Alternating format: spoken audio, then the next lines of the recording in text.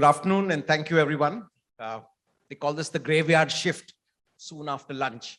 But what I'm hoping to do over the next 45 odd minutes is have a little chat about with these young entrepreneurs about open innovation. And I've had the privilege of speaking to most of them a little outside. So would love them to actually tell a little bit of the story of how they've worked their business concepts, where they've got to today. So every one of you can get a bit of an idea. And then in the course of this conversation, we'll also talk a bit about, how they use innovation to move forward, right? India, as we all know, is, let's say, at a great stage today, right? Technologically, we are up there with the best in the world, but the ability of young entrepreneurs to attract funding today has improved dramatically, right? And what's better, I think, in the last couple of years, we're also seeing a lot of these newly formed companies moving along the lines, not just up from the seed stage to series A, B, and C, but a few of them making it to IPOs and becoming listed, right? And truly the value that we are seeing of this startup ecosystem is possibly what's going to be the biggest driver of our economy over the next few years. So wonderful to have this great panel, and nice to be with each of you, Kabir, Sargam, Sunaina, and Divij. I'm going to kickstart this by asking each of you to just tell us a little bit about how you formed your company and what's so unique about your offering. So maybe we'll start with you, Sunaina. Thank you.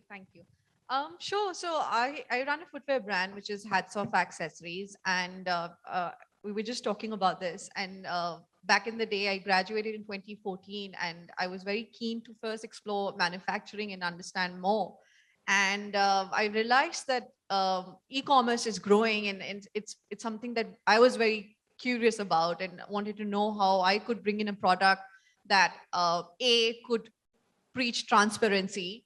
It could talk about Indian manufacturing and could create a brand that could eventually be a part of a global branding or be a part of on the global map.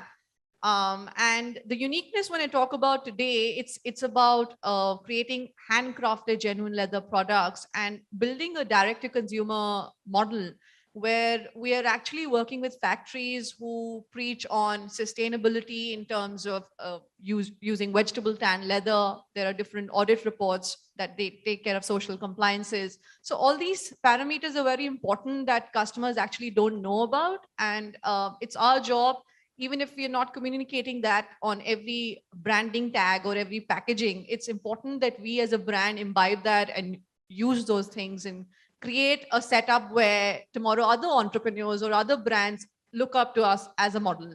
So what I would sum up in terms of uniqueness is it's very simple. I knew back in the day when you talk about retail stores, there is rents, there is extra employees, there is warehousing, there are multiple different channels where there is extra expenses that is ultimately borne, the customers have to bear it. So it's very simple. Why should they pay for that? They should just pay for the product, and it's our job to curate that product that comes from high quality factories and high quality products, and that's what they should pay for. So yeah, thank you. Terrific, Sunaina. I'm going to kind of get back to you to understand a little bit about how you moved, let's say, beyond just hats off accessories to address a more mass market. We'll come back to that. But let me get this across to the far left, and this time to you, Kabir. And Kabir does a very interesting company called SleepyCat. So I'm not going to steal his thunder and ask him to tell us more about SleepyCat and how you're disrupting the sleep solutions market. All yours, Kabir. Thank you, Lloyd. Hi, everyone. My name is Kabir. I'm the founder of SleepyCat. What we do specifically is try to change the way people shop for mattresses and sleep products. I keep telling everyone it's 2021. None of us know what we're sleeping on. We don't know what's inside a mattress, how much to spend on a mattress. Because we've had traditional large players who've been selling low commodity products, low quality at high prices, or otherwise we've been going to gaddawalas. Now we simplify the product, make it fun and easy to shop for mattresses and other sleep products. Direct from factory, so a quarter of the price of the entire industry. We deliver it in a small box with the compression technology to your doorstep anywhere in India in 2 days. It has all the features. If you don't like it, You can return it within 30 nights for a full refund. So the new age consumer has a choice now and now wants to invest in rest. Before they didn't know how to, we enable that for people across India with much better quality products at a lower cost. That's what we do. Thank you. Please. Why is it Sleepy Cat and not Sleepy Koala? Okay, so Divij is a friend of mine as well. So SleepyCat, I thought, why keep a corporate name? You know, I need to live with this all throughout. And it's the Garfield in all of us. We want to eat and sleep all day. That's what we love doing. So yeah, I thought a fun name, SleepyCat. Sounds cool. Next on to you, Sargam, and she's the founder of Tressmart, and not ironically, but I think coincidentally, a week after Nykaa has gone public. So here's Sargam from Tressmart, who in a sense is doing beauty and accessories for ladies, right? With a focus on doing something that is not normally available through the traditional modes, right? Let her tell us more about a Tressmart, Sargam. So I actually started Tressmart when I finished college in 2016. I was always interested in beauty and I wanted to bring in innovative products and fill a gap in the Indian market. So the first product that I brought in through Tressmart was actually the Daphne. It's a hair straightening brush. It was the first of its kind hair straightening brush. We were all using hair irons to iron our hair. So Daphne was the first product I brought in from Israel. We became exclusive distributors and Daphne did really well. The second product I actually brought in was the style ideas from the UK. It's essentially a little tiny, about this size. It's a beauty fridge to keep your beauty products like lipsticks, oils, lip balms, because a lot of us are shifting to vegan and cruelty free and preservative free cosmetics, and those don't last in extreme temperatures. They get spoiled. So that's essentially a little beauty fridge to keep in your bedroom to store your beauty products. The third product that Tressmart actually brought in was the makeup eraser, makeup removing towel. So we wanted to get rid of the traditional use of cotton pads and wipes. So it's a microfiber towel, which is equivalent to using 3,600 wipes. That's what Tressmart marketing started with. Last year during the pandemic, we realized that our entire business was through salons, but salons had shut completely. So we were forced actually to move into the e-commerce space. I started Tressmart.com. In 7 months, we've had over 250 brands sign up with us. We try and sell smaller brands on that platform, which essentially don't have the monetary value to market themselves. So we market it for them, and then we keep those brands exclusive to Tressmart. So you will not find them on a Nykaa or a Purple or any other e-commerce platform. 3 months after Tressmart.com, I started Glow by Tressmart.com, which is the same concept, but for skincare products. And of course, these websites house my own brands, which I have brought in exclusively. You will not find them anywhere else. And just about 3 months back, Tressmart was able to acquire Paul Pender's Botanicals internationally. We bought over the company from Netherlands. It's the world's first vegan cruelty-free brand. And with Tressmart, we were able to shift the entire worldwide manufacturing of Paul Pender's to Dehradun, which is where I'm from. So now we manufacture and own the brand worldwide, and we manufacture it in India. So that's just a little bit about Tressmart. Terrific journey, Sargam. Thank you for sharing. And yeah, we'll probe deeper into some of the interesting journey and some of the innovation that you've come through on the way. And I think the last panelist, and Divij, your turn next, is really going to tell us about Power Gummies, right? And the fact that Power Gummies is not just a fun thing to chew, but is also good for you. Yeah. So since the topic is also innovation, I'll elaborate on my journey a little. So they say, need is the mother of invention, is the mother of innovation. In my case, my mother is the mother of my innovation. So this all started with my mom's back problem, wherein she was diagnosed with 8 vitamins, and there were 8 tablets for them. So in a day, she had to take 8 tablets in the morning and 8 tablets in the evening. And eventually she started to feel that, I have something like cancer, whereas it was normal vitamin deficiency. And this is how the nutraceutical market has been bought up in India. And this is the reason why we are so afraid of taking nutraceuticals on our own. And there is no concept of over the counter in India. For us, taking even a multivitamin means we'll take it with antibiotics when doctor is prescribing on a prescription. So, I would find innovative ways as to, crush those tablets, add it in honey and give it to my mom, do different things. And that's where I realized, probably there's an opportunity where if we make nutrition a little fun, or if we can provide, a good alternative for people to consume nutrition, they'll not be afraid, they'll come up and they'll try it. And that's where I remembered the example for calcium sandos. Now, if you remember before calcium sandos era, calcium wasn't a trend. You wouldn't give calcium to your kids like on a daily basis. It was only given when doctor would say there is a deficiency and you have to give calcium to the kids. They bought a lifestyle looking packaging. It was a cute dog on the bottle. It was a chewable toffee. So eventually everybody thought, "Theek hai na, toffee to de rahe hain." And eventually it gave you calcium. 3 years down the line, it became a trend. Now it has become the utmost trend. Now you have to give calcium to your kids. You understand the market. And if you're not giving calcium to the kids, you start to feel, you are depriving them of the most important nutrition. That's how, with the right alternative and with the right lifestyle touch, nutraceutical is bound for a revolution. And this is what we thought to do. And this is where we came up with the innovation of, doing it in the format of gummy. So we mixed science and happiness. And that's what the motto of the brand is: health powered by happiness and backed by science. And like I said, we do supplements in cute gummy format, wherein we have 3 variants for now, but we have plans to launch 45 more variants. The first one that we do is hair and nail vitamins, which is Asia's best in terms of results, giving 65% hair fall reduction and 22% hair growth acceleration. The next one that we have is Beach Body. And the third one that we have is Period Pain Relief Gummies.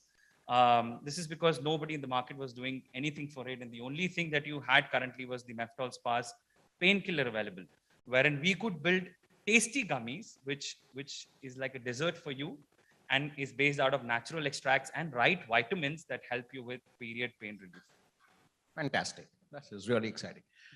So just taking from what you said, Divij, and the whole idea of, let's say the moment of truth, and since we're talking really about open innovation, seeing your mom having to go through the pain of, let's say, taking, 8 tablets in the morning, 8 tablets in the evening, and, it gets a little unpalatable for anyone after a point in time.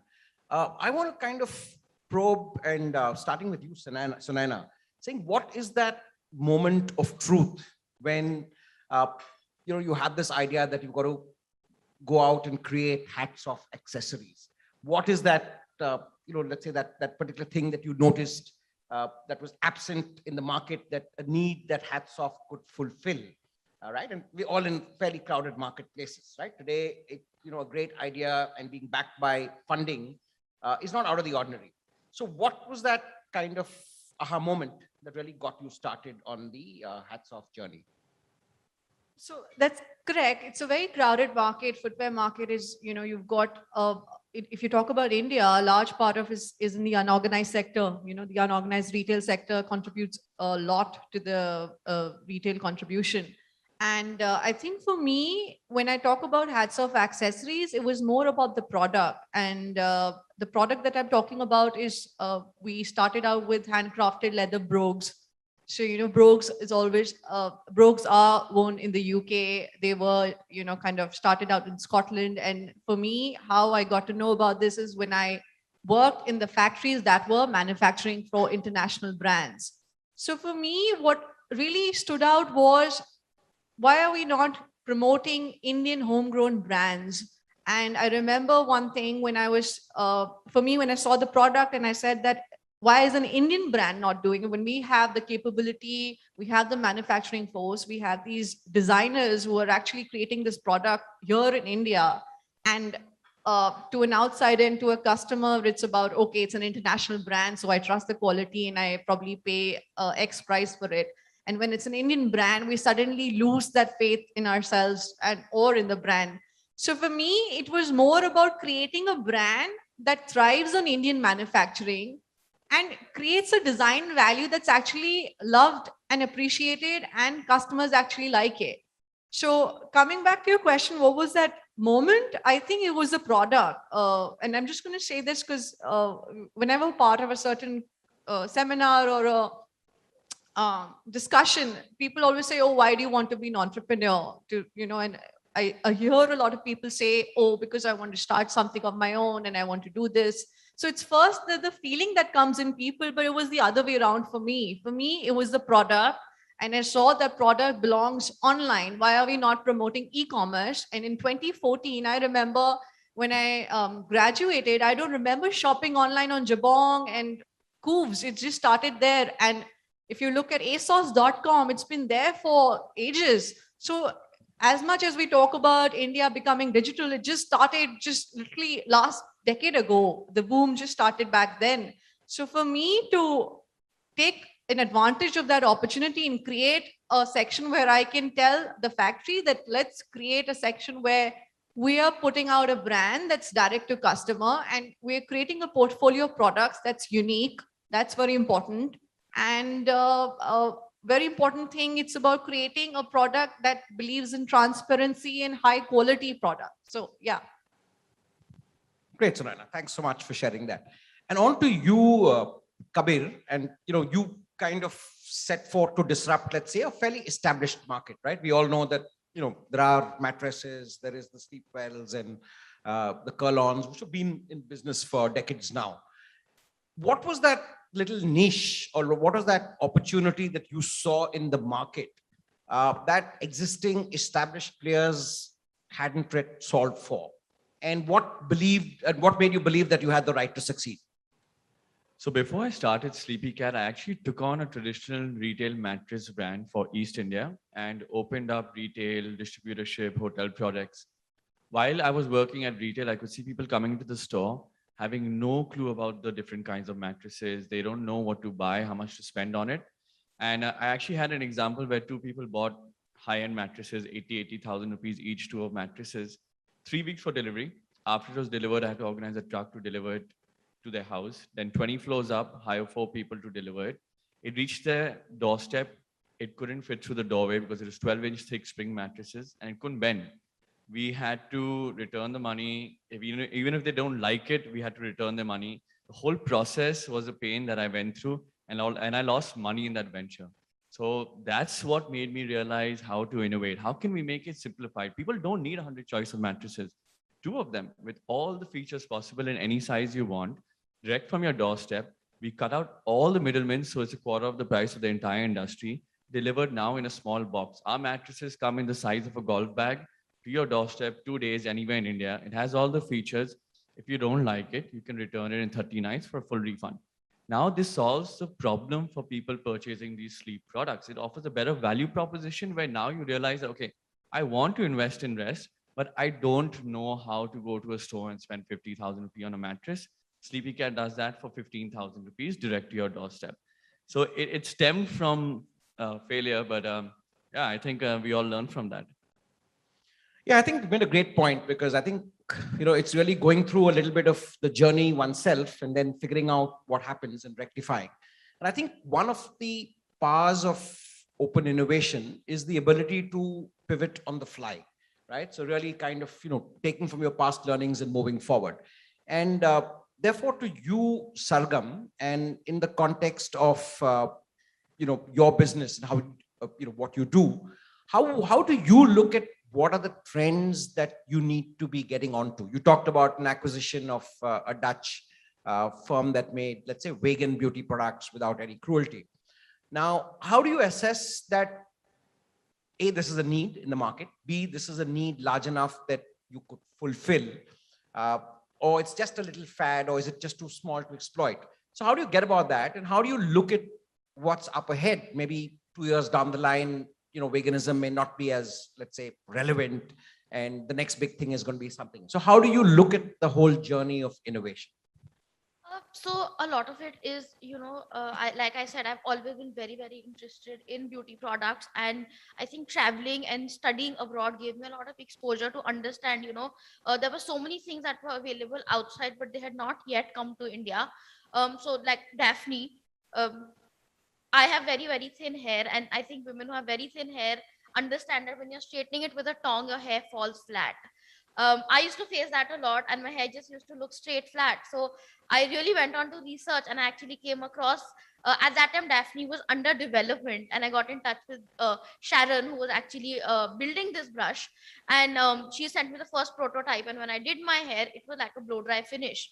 It saved me flat hair, and it also saved me going to the salon. So that was my first actually like an insight into innovation, because she was actually creating the brush at that time. Firstly, Tressmart works a lot with Israeli brands, and we're constantly in touch with a lot of these embassies abroad, where there are a lot of startups, there are a lot of people innovating, there are young people innovating. So we sort of get the first hand exclusive news, or a little prototype to understand what is coming into the market. Secondly, I think a lot of research goes into what the trends are, what is going to, is like veganism just there for a little bit of time, or is it here to stay? um for Paul Pendas, why we went on to acquire it, because I think India is ready to shift into cruelty free vegan clean makeup. I have seen a huge shift in people consciously reading the ingredients, seeing the packaging, seeing what is going on. So I think for Paul Pendas, it was the right time to get into uh, vegan products. And just to improve our margins, it only made sense to acquire the brand fully, just so that we could shift manufacturing. When you manufacture something in your own facility, you obviously have much higher margins. And then again, scalability wise, Paul Pendas was already an established brand in the Netherlands, in the USA.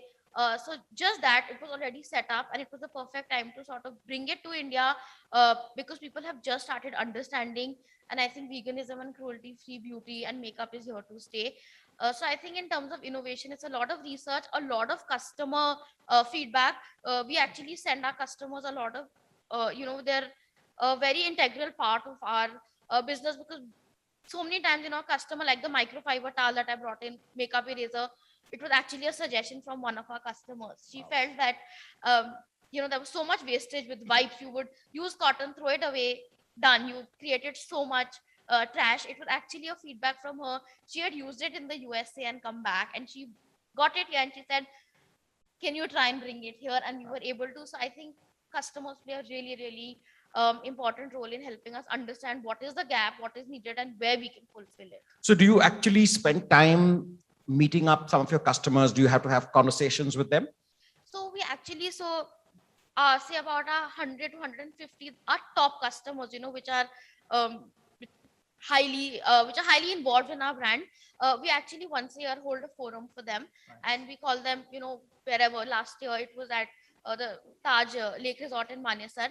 So we call them, we understand. It's also a nice way to understand, customer feedback, understand where we are going wrong, because right now we are trying to compete with the Nykaa, which is huge. So whatever is lacking in Nykaa, we need to be flawless in our delivery, that those things are absolutely not lacking with us. And any customer who's sort of had a bad experience on another e-commerce platform comes to us and then never leaves us again. So I like to put in a promotional input here. So like your customers, I would also like to suggest you something, is that along with your brush, you need power gummies for thin hair. We have actually just launched Glow Wellness about 2 months back. So it's on our e-commerce platform. It's wellness product. So we would love to put power gummies. We've got, sexual health products. So anything to do with wellness, we've got on that, and we would love to get power gummies. So if not anything, this panel has got a good deal. Yeah, if nothing else, yes. Yeah. So Divij, coming to you on power gummies, and therefore, did you, in a sense, kind of test out or research the concept of, does power gummies connote to, let's say, an average person who needs supplements, who typically will tend to be older? Does it connote as being something a little too frivolous, right? And therefore, what does it mean? I mean, will it put off a 40-something or a 50-something saying, oh my God, this doesn't sound like something that's good for me, right? So I know nutraceuticals sit in the kind of cusp of nutrition and, and good for you in terms of health. So how do you research the concept, or how do you test out the concept? How do you know that something is working? Because we all kind of hit a threshold. And, I've been involved closely with the startup ecosystem through some of the funds that I work with. And I think the challenge is there's always that initial gung-ho period when the world's looking good and I test out the product and it's rocking, and my immediate circle and family and my investors. And then somewhere when the rubber hits the road and you kind of get down to more mass markets, then issues crop up, right? I've spent, a lifetime in, let's say, the PepsiCos and HPs of the world. And I think what you realize is that at some point when the business begins to mature, that's when, you've got to watch out for irate customers, customer service, people going berserk on social media, what it's like, right? So tell us a little bit about how do you test out the concept of Pa gummies, and how do you watch for some of these little pitfalls in the, in the journey ahead? So I think that would be a very long answer, but I'll try to summarize it. See, when it started, today we have a lot of clinical institute, research institutes all working for us. But when it started to see if the concept is going to work, it was a simple philosophy that as kids we've all heard about the gummies concept, we've all loved it. So eventually, even till now, we have a soft corner for gummies. The only problem that was there was that they all existed in gelatin format. And that's where nobody thought of bringing this into the adult market, because everybody thought till the time, and that's why it was only a European American culture where, kids would get gelatin gummies. Our parents would bring it from outside when, they'll come. I remember my childhood, my parents traveling to Europe and bringing it. But in India, this couldn't exist because this was gelatin format. So the biggest challenge was to get this into a vegan format. That's where we innovated it with pectin, and we got the pectin technology to produce these gummies so that we can build it vegan. And once we were sure that, okay, we have solved that problem, the next problem was sugar. Because when we're dealing with adult market, I know adults would be very cautious about the sugar level that they have to do. So we developed the technology of doing it sugar-free.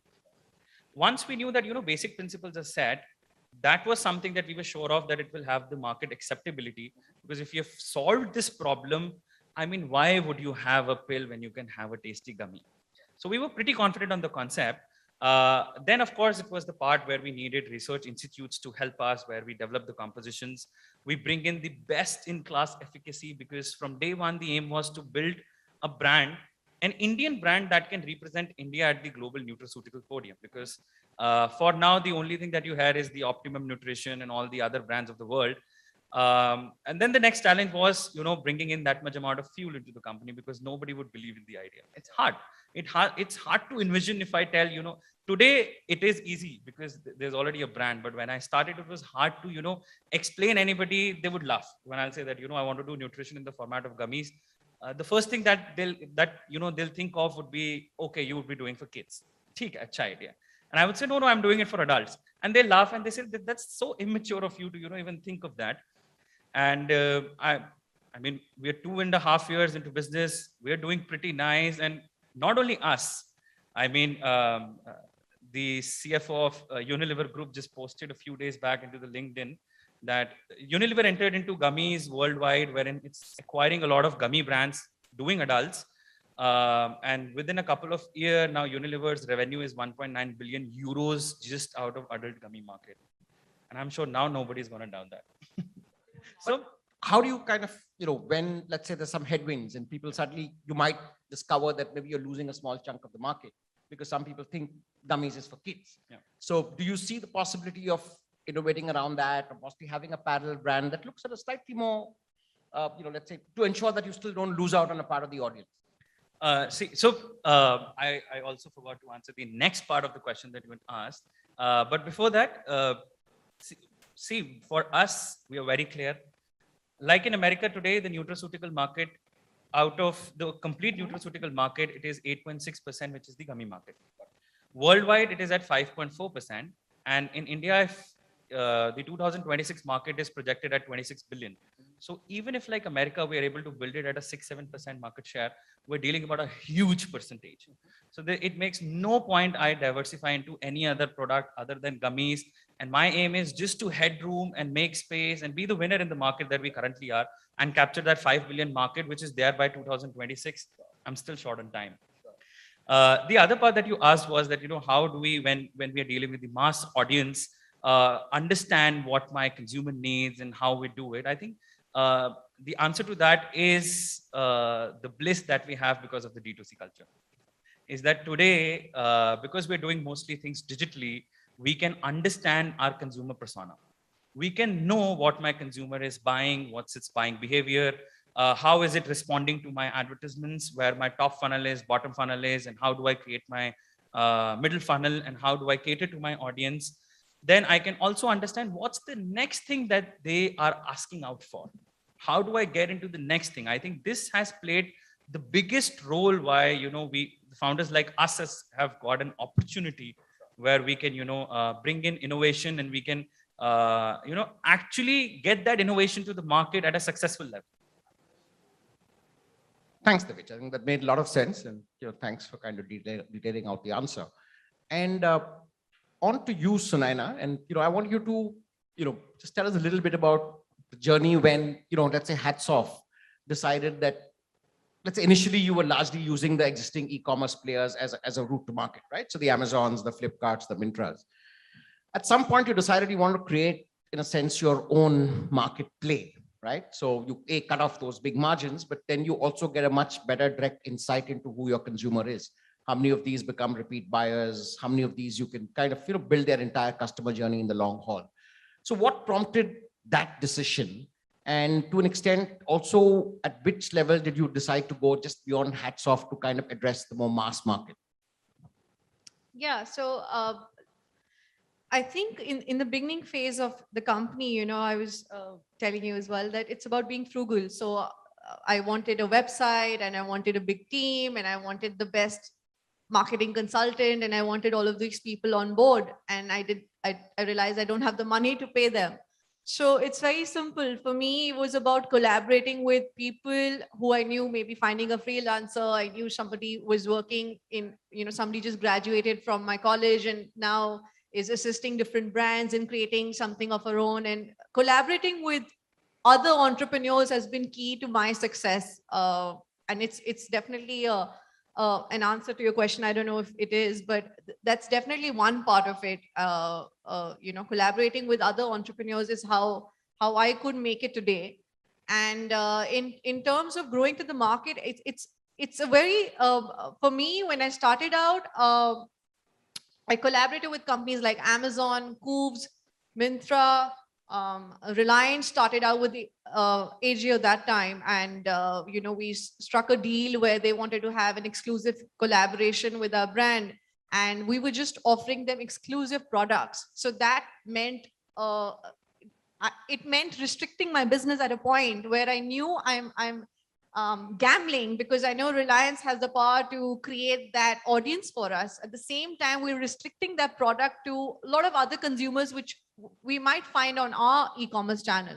So it was very simple. I took a very strategic decision back in the day where I knew it's important for us, if we are not investing, if we don't have the funds to invest in our own marketing, it's better to collaborate with other big corporate companies like Amazon and Reliance and Myntra and Coobs. And we did well, because one reason why we had good collaborations was always about offering unique products. So we knew our designs are different from the rest. We knew our prices are lower than the rest.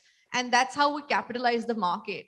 And coming to today, it's a very different scenario. Maybe it's because of the COVID, I don't know, but our focus is all about building our own e-commerce channel. And it's about moving away from the discounted model where it's always been about capitalizing and showing turnovers, but there is no actual profitability to it. So now when we're in 2021, for me, it's about growing the business in a way where you're not working in an unsustainable manner, which means there is no point for me to show an investor I'm doing $1 million turnover, but there is no profitability. So it's very important for anybody who's out there in business. And I think I've heard this a couple of times from a lot of people who've been in the industry as well. Focus on your profits first. So that's what I'm doing now. And coming to your second question is, I knew that there is gap in the e-commerce market for shoes which are meant for working professionals, but at a lower price point. So somehow it really fazed me that everybody today, if I speak to anybody as a customer, we are always evaluating a product on the basis of a price. So I could sell you coffee, and if it's not Nescafe, you're not going to pay that price to me. So it's important for me to understand that psychology of a customer and then create a brand where I'm attracting what they want, which is the price point in e-commerce. So we started out this brand called Noble Curve, And again, that was a good collaboration with Agio, who supported us. And we launched this exclusive brand with them. And the shoes were priced around 999. And this was unheard of, because if you the brand started 3 years ago. And that time, nobody was doing leather shoes at 999. And how I could do that costing is by work, because I had that experience with the factory to understand what is the backward costing that we could do and still source good materials, fine quality materials. And we capitalized huge numbers. I think within the first year, we actually did about 25,000 pairs. So that was actually a good number for us. And now it's important for me to understand the market. The dynamics were different back then. It was more about, like I said, creating that sales turnover, creating those numbers. And now for me, looking at the forward picture, it's about growing your profit margins and it's about growing profitability. So yeah, thank you. Thanks, Sunaina. I think great to hear. I think at least for the investor community, I think the whole focus on, kind of an operating margin of generating profitability, I think is very positive. So investors in the audience, I think this one's for you. But I want to pick on something interesting you said, which is the whole concept of collaborating with other entrepreneurs. And I'm, going to pull you in to this, Kabir. And, while you're up against, let's say, the giants or the more established players, did you look at innovation opportunities in terms of collaborating with other players, either in your space, which at a broad level I would say is sleep solutions, but also with companies that in some way address this larger need of consumers, like the Falenkos of the world and so on and so forth? So to what extent has collaboration been a driver for innovation for you, for SleepyCat? I think collaboration is super important, and it's also very exciting in today's world. You open up an audience to different brands. I want SleepyCat X Power Gummies, some melatonin gummies I want, definitely. So we do that. We're working with another slipper brand, or like a flip-flop brand, to do house slippers. I think it's exciting. It opens up new audiences. We get to share data. We worked on nighttime teas as well, because for us, sleep solution doesn't stop on your mattress where you spend 8 hours. It's about sleep on the move. It's about creating a sleep community. So I think it's very necessary. It establishes a lot of attention to different brands and helps us move forward by actually utilizing their innovation, their product, their facility, something that we haven't developed. So sometimes it's not necessary to reinvent the wheel when you could collaborate with someone. So yeah, it's absolutely exciting. I think we need to do that. I also remember, I think we were the first one in DSD community who started the audience sharing. I think you were the one, and we were the one who got this into the community. So actually, that's another exciting part. We collaborated not only from the perspective of products, we collaborated on the perspective of audience sharing. Facebook has a method that allows you to share audiences without actually sharing pure data. You could share a cohort with another brand. So suppose me and Divij have a similar audience we are targeting. They could share a closed cohort where you don't see the data. So I automatically start targeting similar audiences for my products. We started doing that with a few brands within our investor community, and it worked pretty well. So collaboration doesn't just stop at products. There's so much more to look at. A good point both you guys made, because I think something that certainly a lot of the funds are looking at is kind of doing a biannual or annual meet when they get a lot of the funded companies together, and besides obviously sharing of learnings, which is obvious, look at opportunities for collaborating, right? So in the early stages, you really want to pull out every bit of help you can from fellow entrepreneurs, especially non-competing entrepreneurs, very obviously. And I think that's a great point, and I'm glad that both you guys brought that out. Coming back to you, Sargam, just how are you going to look at the innovation roadmap in the days ahead, right?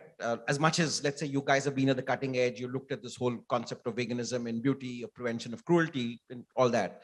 But the customer is constantly evolving, right? And this is a competitive space, right? There already is, a highly valued listed company that went public a couple of weeks ago. So the journey is going to be challenging in the days ahead. How are you going to address the issue of staying at the cutting edge of innovation? Firstly, I think just to stay even sustain in the market, because these are very very highly valued companies. They have very high budgets because of funding. They're everywhere. I think the main thing that we would actually focus on is bringing products by ourselves or manufacturing our own products, because we essentially get the entire license for that. Nobody else can copy it. So the first thing would be to keep exclusivity to ourselves. Secondly, what we have been trying to do to increase is also get brands to offer us certain SKUs or certain discounts just for us, because India is a very price sensitive market. A customer really sees, if I'm getting a lipstick on A platform for 900 and the same lipstick on B platform for 850, I will go and buy it for 850.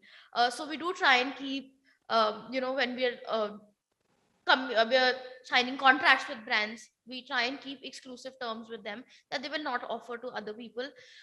Thirdly, of course, in terms of innovation and moving ahead with Tressmart, we would like to go offline. We would like to open our own stores. We would like to, directly target the bigger players such as a Nike or a Sephora, directly hit right at them. And I think the main difference between all the others and us would essentially just be the innovation and the innovative product and nothing else, because of course we have brands that overlap with them, but then we also have brands that if you want them and you need them, you will come to us. And the brands we choose is something that you feel like there's a gap, you will not get them anywhere else. So I think innovation would be key to sustaining Tressmart, and also even being in a position to even compete with the bigger players. Otherwise, without innovation, I don't think we can even be a part of the beauty market at all. Yeah, so you're saying the innovation journey is a continuous process, and one aspect is keeping in touch with the consumer to figure out what he wants, but the other is also keeping a close watch on trends and things that develop over time. Okay, so shifting gears into the last part of the discussion, and with with four entrepreneurs, I think one of the questions I want to pose to each of you is, how do you, one aspect of your business is really keeping, let's say, the basic metrics right, looking at the consumer, getting your products right, getting your pricing right. A very critical element in the early stage of your business is keeping the investor in your line of sight, right? Some of you are bootstrapped, some of you obviously have investors in play. How do you ensure that you communicate what's been happening with your investor at a regular basis, and ensure that he knows, or he or she knows enough about your business? At the same time, you still get the independence and the ability to run your own show, with the view that you might also come back for a next round of funding. So how do you manage that aspect of the business? Maybe you can start, Sunaina. Question for companies which are funding, or for companies which are funding, have funding, or indeed possibly are looking at funding at some point? I would love for somebody to answer this panel if somebody does have funding. I'll let Divij go first. Yeah, me and Kabir have a lot of common set. So I think we'll have a lot of common experience as well. Of course, this is where the typical myth of founders working more than required hours come into play. Because that's the extra time that we have to devote for the business, is to take out time to communicate. And I think that's very important, because more than funding, I think there's a lot of learning that comes with these investors. I think I've become who I am today because of the right selection of investors into the company, because more than money, they brought in a lot of experience, which I couldn't possibly would have gathered or got, or I would have made probably a lot of more mistakes and then learned out of them, and they were the right ones at the right time available there to guide me that this is something that we've experienced before. And the best thing is that at least in my set of investors, is that they always told me about their experience. They never forced that this is something that you can't do because we know this is going to fail. They said, this is our experience, now the choice is yours. So of course there were instances that when I still made those mistakes and I realized they were right, but there were a few instances also where I proved them wrong. But I think this is the right way to move, wherein you bring in exposure and experience together to balance it out. So wherein we young entrepreneurs bring in exposure, these investors bring in experience, and I think that's how we are balancing the scale. Thank you. Great. Quite insightful. I'll have to catch up with you on that and learn more about that. So lately I've been really stressing about VC funding and understanding more about brand valuation and things like that. It's, these are buzzwords for entrepreneurs. We catch them very early on and we are all obsessing over it without going deep into understanding the subject. And in fact, lately my inbox is flooded. I've got a couple of, investors who are mailing, and these are companies saying we want to pump in money. And I told them that there needs to be more clarity that comes within first before going out and taking those funds. Maybe I'm very old fashioned with the way how I work. For me, every $2 that I'm putting in the company, I want $5 back. Sure. So that doesn't happen in the early stage, but once you've crossed 5 years, and if you're still not capable of doing that, I feel there's something wrong with the current model. So if you're able to show that in your finances, that you are able to scale up, you have been getting those customers, there is a potential in the market, which is not just perceived, but in reality, where there is data to show, then I feel would be a great opportunity for companies like ours to just not go for funds, but find mentors. So it would be such a great opportunity for me to find an investor in a individual or a VC or a company that has experience scaling up lifestyle brands. Sure. And that company or an individual sees potential in the company with the current finances in itself, and then has clarity on how the company can scale up. So it has to be a beautiful collaboration between the startup entrepreneur and the investor. And something which I was reading about, when we're discussing this topic about harnessing innovation, I was actually trying to understand more on the subject. And I realized that, we need to create more incubators. We need more accelerators. We need more programs. We need more collaboration. We are all working in a very, with our, in a very silent way. So we all like to, even if I like to collaborate, I would call probably 5 people who are on my phone dial. But I would like to have more organizations when I can reach out with people like everybody's on the stage and have that very casual conversation that, okay, this is where we are in a business. How can we grow together? So I feel the dialogue has to be a little more casual as well, and very open and transparent to encourage and get the other person to grow as well, Well and not said. just grow in Absolutely. individually, but as a community and as a team. Well said. I'll Thank just you. kind of round this off I with feel one. like I'm doing some motivation speech. We'd Oh, like absolutely. to thank BW for hosting this Oh, yeah, event, because this is absolutely. exactly what this Yeah, event is the doing. sharing of things. Absolutely. And big thanks to the BW team. But just taking one last point in to you, Kabir, before we just wind up, is really the journey of an entrepreneur is exciting, but it's also very challenging. It's a lonely journey, and there are down times. So if you look back at the journey that you've been through with SleepyCat, is there one thing that you would have done differently? It was very exciting to fail and learn from there. So no regrets. I think we went through the journey, failed at it. I remember after that did heavy amount of research. I used to go to the Chandni Chowks and pose as a student and say, how much would I get a mattress for? And I used to travel through 14 factories trying to learn everything about foam. Nothing different. I think you just go at it. The faster you do it, the better you do it. You have to do 2 things in today's world. You're either innovating or you're solving a problem. But just always do it better and faster. Fail fast, get up fast, keep moving. So nothing different, but the same thing, keep going at it. Terrific. Thanks, guys. Wonderful discussion. I think learnings for all of us, certainly for me. I'm the other side looking at it more from the investor's perspective, but I think lots of learnings, a delightful journey. This is a great time to be an entrepreneur in India. The innovation climate is ripe. We have the technology backup. Funding is good. We've seen success stories big time. I think everyone on the panel pointed that in the last 5 years, we've dialed up innovation on the back of great internet reach. You're talking of 650 million, potential customers. I think that the future holds well. So great discussion. Thank you, Sunaina, Sargam, Kabir, and Divij. Wonderful discussion, and all the very best. We're looking Thanks to forward. you. We're looking forward to a few years. Take this picture, guys. You're looking forward to a bunch of unicorn founders in a few years. Have a great evening. Thank you.